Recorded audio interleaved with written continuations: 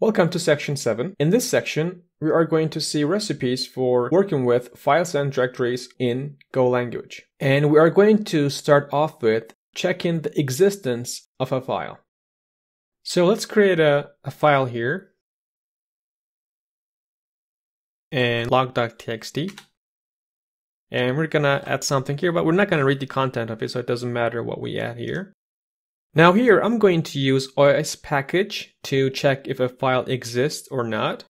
So here, what I'm going to say, I'm going to use this OS package, and that returns two values, but let's first say log.txt, and that can be a relative path to your file or an absolute path. Here, it returns two values, and the first one is the file info, and the second one is the error.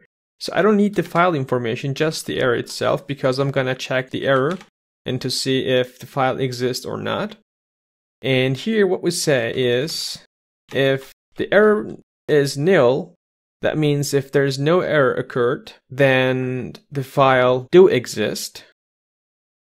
And here I'm going to say log.txt, and so let's go ahead and run this app, and you'll see that the log.txt file exists. The opposite is, again, very simple. You just say os.notExist, and you just pass the error that you captured here, and we just say txt file does not exist, and we'll just copy the same thing and put the in else block exist. Okay, so let's run this and see how that behaves. Again, we still see the log.txt file exists, and I can delete this file.